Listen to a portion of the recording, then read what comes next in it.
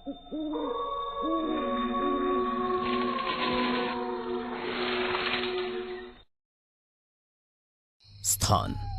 हिमाचल प्रदेश का एक अज्ञात वीरान कोना, काली घाटी, हिमाचल, देवभूमि। हम शहर के लोग वहां शांति ढूंढने जाते हैं, पर भूल जाते हैं कि शांति और सन्नाटे में काफी फर्क होता है। शांति सुकून देती है और सन्नाटा आपकी जान लेता है। यह कहानी आर्यन की है, जो शहर की भीड़ से भागकर सुकून ढूंढने निकला था। सर्दियों की एक शाम थी। एक काली गाड़ी संकरी सड़क पर ऊपर की ओर बढ़ रही थी। मीरा, क्या हम सही रास्ते पर हैं? जीपीएस तो पिछले आधे घंटे से सिग्नल नहीं दिखा रहा है। अरे तुम हमेशा चिंता क्यों करते हो? देखो कितना सुकून है यहाँ। मैप में लिखा था काली घाटी के बाद ही वो होम स्टे आएगा। सुकून? तुम इसे सुकून कहती हो? ये जगह तो कब्रिस्तान जैसी लग रही है। मुझे अच्छा नहीं लग रहा। तुम बहुत डरपोक हो। ये हिमाचल का असली रूप है, अनछुआ रूप। बस ड्राइव करो। गाड़ी आगे बढ़ती रही। करीब 2 किलोमीटर और ऊपर जाने के बाद उन्हें एक पुराना लकड़ी का ढांचा दिखाई दिया। देखने में आलीशान, लेकिन समय की मार से जर्जर। उसके चारों ओर एक अजीब सी बाट लगी थी, जिस पर जानवरों की खोपड़ियां टंगी थी। धत तेरी की, ये है वो जगह। मीरा, ये कोई रोमांटिक गेटवे नहीं लग रहा। ये तो किसी तांत्रिक का अड्डा लग रहा है।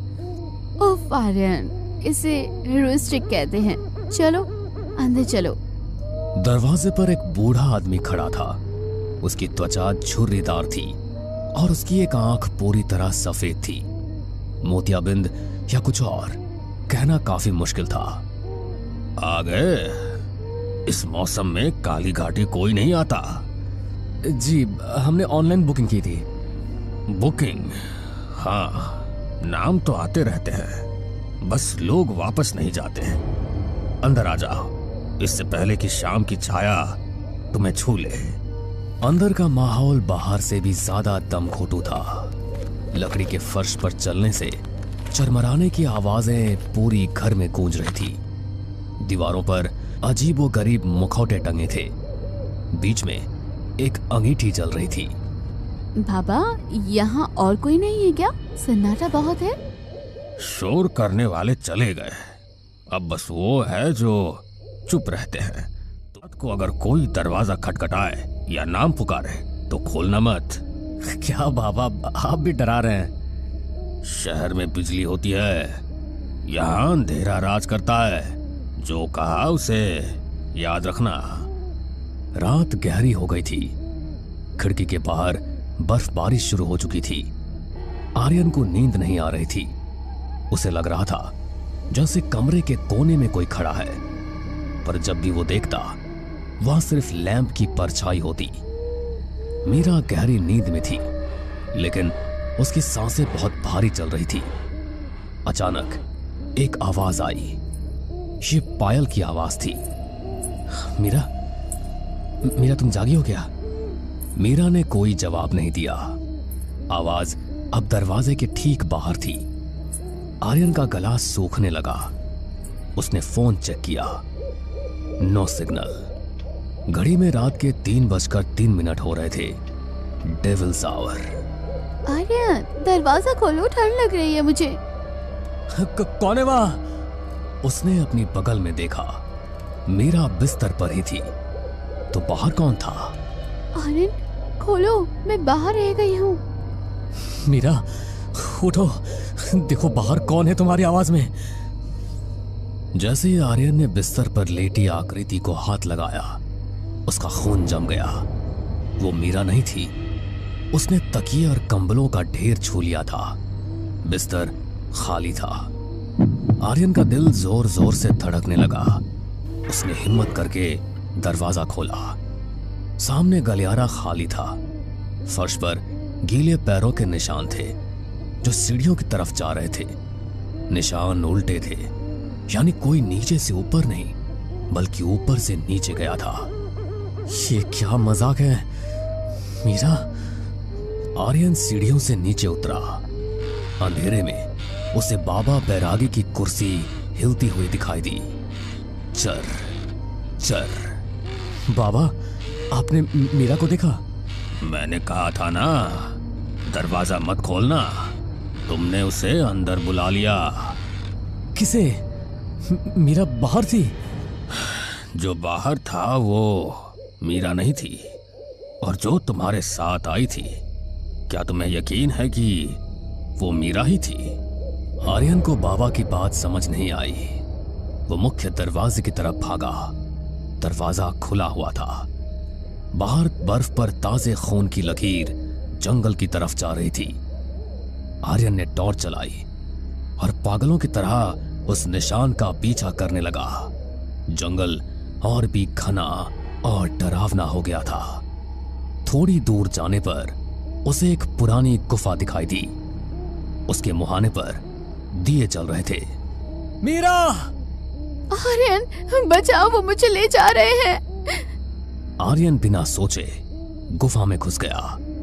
गुफा के बीचों बीच एक बड़ा पत्थर था जिस पर मीरा लेटी हुई थी। उसके हाथ पैर बंधे नहीं थे, लेकिन वो हिल नहीं पा रही थी। उसके चारों ओर हड्डियों का घेरा था। मीरा, डरो मत, मैं आ गया हूं, चलो यहां से। उसकी आंखें वो मीरा की आंखें नहीं थी। पुतलियां गायब थी, सिर्फ सफेदी थी, और उसके चेहरे पर एक ऐसी मुस्कान थी जो किसी इंसान के चेहरे पर नहीं हो सकती। इतनी चौड़ी कि कान तक खिंच गई हो। आर्यन, तुम बहुत देर से आए। तुम मीरा नहीं हो। कौन हो तुम? अचानक गुफा के कोने से बाबा बैरागी बाहर निकले। उनके हाथ में एक बड़ा सा खंजर था, लेकिन वो आर्यन को मारने के लिए नहीं आ रहे थे। वो डरे हुए लग रहे थे। भागो आर्यन, मैंने तुम्हें इशारों में समझाया था, वो चुड़ैल है। क्या बकवास है? ये मेरी गर्लफ्रेंड मीरा है। तुम्हारी गर्लफ्रेंड रास्ते में ही मर चुकी थी जब तुम दोनों की गाड़ी खाई में गिरने से बची थी। याद करो आर्यन, याद करो।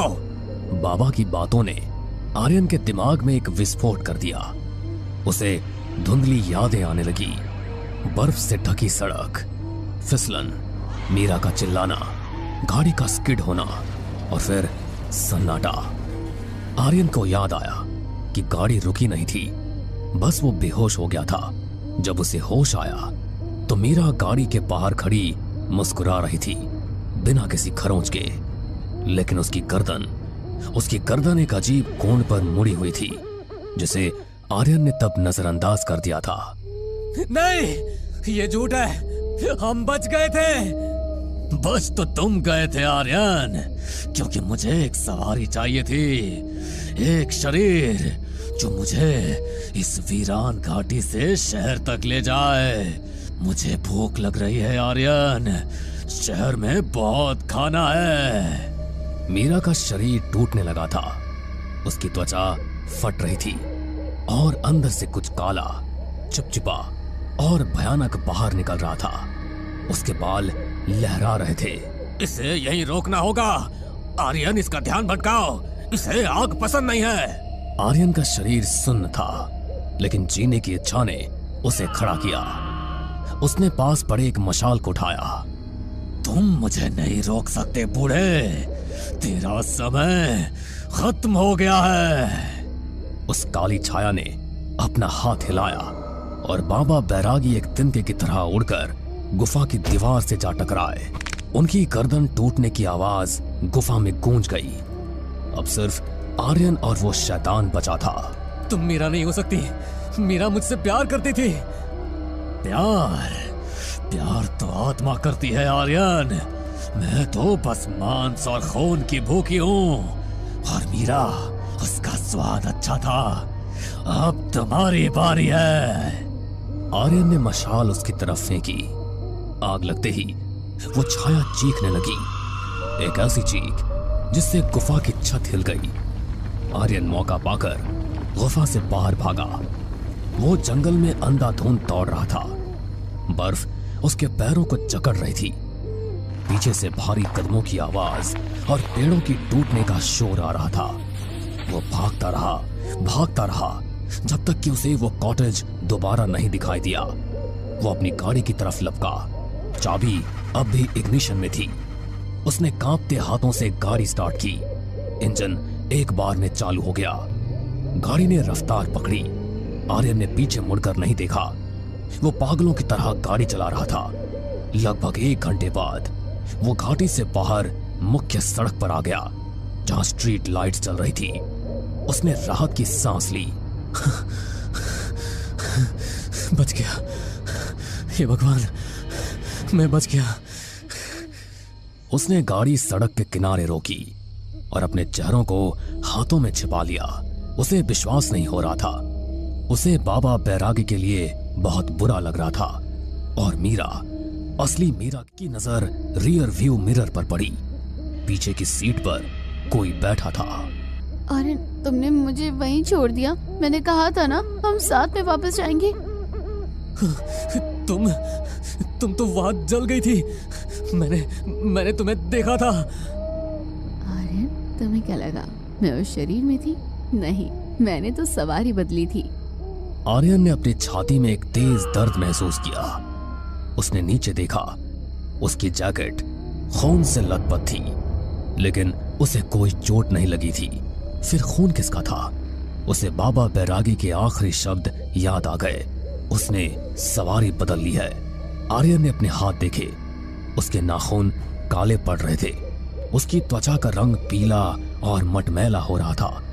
उसे अचानक बहुत भूख लगने लगी थी, लेकिन ये खाने की भूख नहीं थी, बल्कि ये तो मांस की भूख थी। तुम समझ रहे हो ना आर्यन, गुफा में मैं जली नहीं थी, मैं तुम में समा गई थी। अब हम शहर जाएंगे साथ में।